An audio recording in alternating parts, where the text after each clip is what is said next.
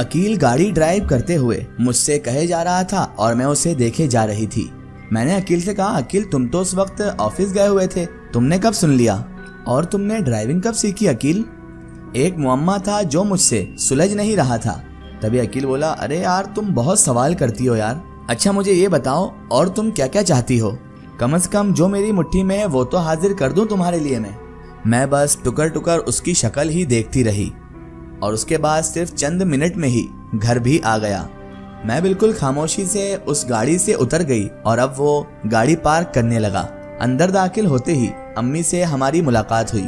अम्मी बोली, अरे मेरी बच्ची अच्छा हुआ तुम जल्दी आ गई। आज अकील की तबीयत बहुत ज्यादा खराब है बेटा, 104 बुखार है उसको बेचारे को। वो कब से बेचारा उठ भी नहीं पा रहा है, सो रहा है। तुम एक काम करो बेटा, अपने भाई का ख्याल रखना। तुम अपने भाई के पास जाकर बैठो, मैं अब डॉक्टर को बुलाने जा रही हूँ और मैं डॉक्टर को लेकर आती हूँ। तब तक तुम अपने भाई के पास ही रहना। उसे किसी चीज की जरूरत लगे, पानी वगैरह की, तो उसे दे देना। तुम अपने भाई का ख्याल रखना बेटा। मैं तो चौंक ही गई थी अम्मी की बात सुनकर। मुझे समझ में नहीं आ रहा था कि ये सब क्या हो रहा है और अम्मी ऐसा क्यों कह रही हैं, क्योंकि मैं अकील के साथ एक मर्सिडीज गाड़ी में बैठ कर आई थी। उसके बाद मैंने फटी फटी आंखों से अपने भाई अकील को देखा। जैसे ही मैंने अकील को बिस्तर पर पड़ा हुआ देखा, वाकई उसे बुखार था और वो बीमार भी लग रहा था और वो बिस्तर पर पड़ा हुआ था। जैसे ही मैंने उसे देखा, मैं उल्टे पांव फिर से भागी और भागते भागते मैं सीधे बाहर गाड़ी पार्क कर रहे अकील को देखने चली गई। लेकिन अब तो मेरे होश उड़ गए थे, क्योंकि बाहर जैसे ही मैं गई तो वहां किसी गाड़ी का नामो निशान भी नहीं था। ना ही कोई अकील था, ना ही कोई मर्सिडीज। वहां तो कुछ था ही नहीं। जिस गाड़ी में बैठकर आई मैं, वो भी मौजूद नहीं थी। बहरहाल दिन गुजर गए, मैं इस वाक़े को भूल गई। लेकिन अम्मी की अचानक तबीयत खराब हो जाने की वजह से घर में पूरी अफरा तफरी मच गई। अम्मी को पेट दर्द की शदीद शिकायत थी, जिसके लिए हम हनीफ अस्पताल उन्हें लेकर चले गए। ये अस्पताल नाजिमाबाद में वाक़ था। जैसे ही हम वहां लेकर गए तो उन्होंने जांच लिख दी, टेस्ट लिख दिए। इब्तदाई टेस्टों से ही हमें ये मालूम हो गया कि अम्मी को जिगर का कैंसर है। सो हम सब की अब जैसे कमर ही टूट गई। खर्चे अब मुंह खोले खड़े थे हमारे सामने। खर्च पे खर्च बढ़ते जा रहे थे। अकील की एक महदूद, एक लिमिटेड तनख्वाह क्या क्या खर्चे उठाती और बेचारा अकील क्या क्या करता। एक सवाल था जो हम दोनों बहन भाई यानी मैं और अकील खामोशी की जुबान में एक दूसरे से किया करते थे। फिर उसके बाद कुछ ऐसा मामला पेश आने लगा कि हमें अपने ही घर में मुख्तलिफ जगहों से पैसे पड़े हुए मिलने लगे। कभी कभी अलमारी में हमें मुड़े तुड़े हुए नोट रखे हुए मिला करते थे, तो कभी बावर्ची खाने में नोट मिलते, तो कभी झाड़ू लगाते वक्त झाड़ू में टीवी के पीछे से नोट मिल जाया करते थे। अब हमारी अम्मी का इलाज भी होने लगा था और तो और कुछ अनजाने लोगों की आमदो रफत बढ़ती रही। बड़ी बड़ी खूबसूरत गुलाफी आंखों वाली औरतें जिनको कोई देख ले तो उन पर दिल हार जाए, अक्सर हमारे यहाँ आती अम्मी से बातें करती और घर में बैठकर अक्सर कुरान पढ़ा करती थी और अम्मी जान की सेहत के लिए वो बेहद दुआ किया करती थी। और जब मैं अम्मी से इन औरतों के बारे में पूछती कि अम्मी वो फला औरत जो आई थी, इतनी खूबसूरत औरत थी, वो कौन थी, क्या आप उन्हें जानती हैं, तो अम्मी मुझसे सिर्फ और सिर्फ ला इल्मी का इजहार करती और कहती मैं नहीं जानती बेटा उन लोगों को। फिर मुझसे कहती कि बेटा शायद मुझे बीमारी की वजह से याद नहीं रहता कि कौन है, लेकिन बेटा वो जो भी हों वो खूबसूरत और शरीफ औरतें थी जो किसी अच्छे नेक खानदान से लग रही थी। दरअसल हमारा ददियाल तो था ही नहीं और अम्मी का सारा मायका दिल्ली में था, इसलिए हमारी रिश्तेदारी बहुत महदूद थी, यानी रिश्तेदार तो नाम के भी नहीं बचे थे। लेकिन न जाने ये कौन लोग थे जो खुद ही हमारे यहाँ आने लगे थे। एक रोज पता नहीं कैसे पर अम्मी की तबीयत बहुत ज्यादा बिगड़ गई। किसी ने हमसे कहा कि किसी मौलवी साहब को दिखाओ, कोई दम दुरूद अपनी अम्मी पर कराओ। तो मैं फिरदौस कॉलोनी में वाक़े एक मस्जिद के इमाम साहब के पास अम्मी को लेकर चली गई। इमाम साहब ने इलाज बताया और कहा कि इन्हें सदका देना होगा। सदका देने की बात सुनकर मैं चुप की चुप रह गई। मैं दिल में सोच रही थी कि मैं अम्मी के नाम का सदका क्या दूं। यहाँ तो इलाज भी न जाने कौन करवा रहा है, न जाने कौन ना दिखने वाली शह जो इलाज करवा रही है अम्मी का। फिर बकरा लेकर आखिर सदका कौन करता। मैं तो खामोश हो गई और अम्मी को वहां से लेकर वापस घर आ गई। फिर अचानक से हमारे घर में एक अजीब बात हुई। रोज एक बिल्ली अम्मी के सिरहाने बेड के नीचे सो जाया करती थी और सुबह मुर्दा हालत में मिला करती थी। इस तरह बरसों से रहने वाली 4 बिल्लियों ने अपनी जान मेरी माँ पर सदका दे दी और मैं घंटों बैठे बैठे यही सोच में रहा करती थी कि आखिर इन बिल्लियों ने ऐसा क्यों किया। और मुझे बहुत रोना आता था इन बातों को सोचकर। एक रोज मैं लेटी हुई थी और तकरीबन मैं सोती जागती कैफियत में थी, यानी आधी नींद और आधी बेदारी में थी।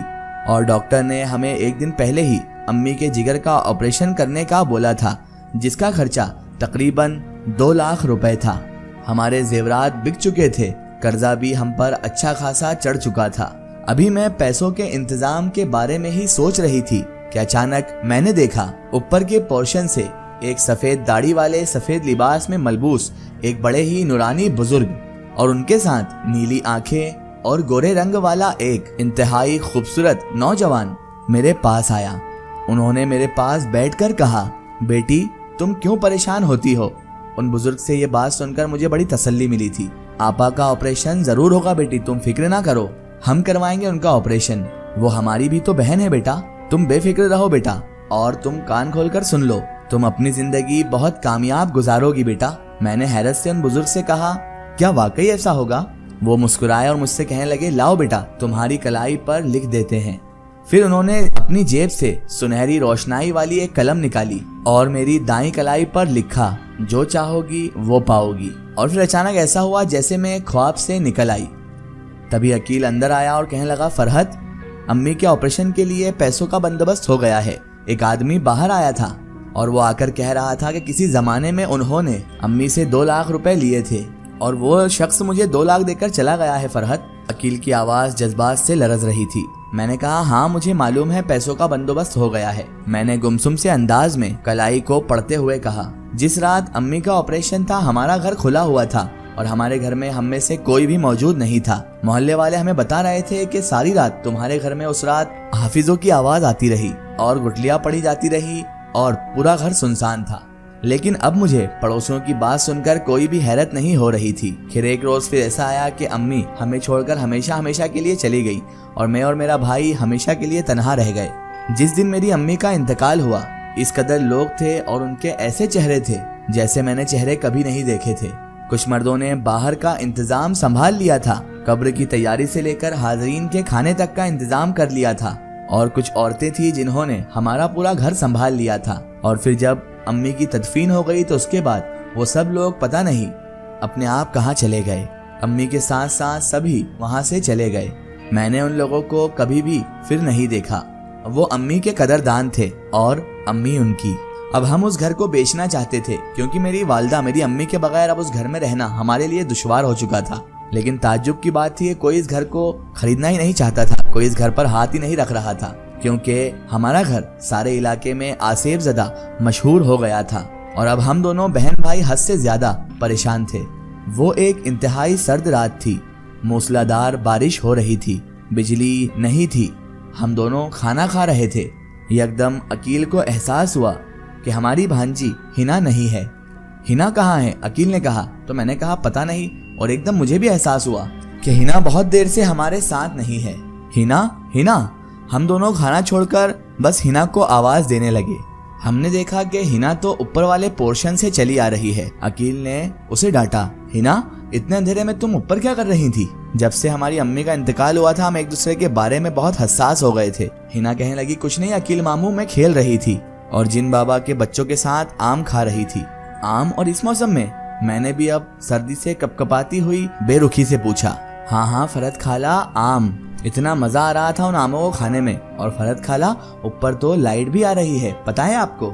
लाइट? मैंने सीढ़ियों की तरफ अंधेरे में देखा और मैंने उससे कहा, हिना बेटा इतनी ही गप मारो कि जितनी बर्दाश्त हो सके। इसकी आगे की स्टोरी हम देखेंगे इसके अगले पार्ट में। दोस्तों, अगर आप भी अपनी जिंदगी की कोई सच्ची कहानी या सच्ची घटना हमारे चैनल से शेयर करवाना चाहते हैं और आप चाहते हैं कि आपकी स्टोरी भी माय स्टोरी बुक चैनल से शेयर हो, तो आप हमें हमारे फेसबुक पेज पर कांटेक्ट कर सकते हैं और अपनी स्टोरी वहां पर हमें बता सकते हैं।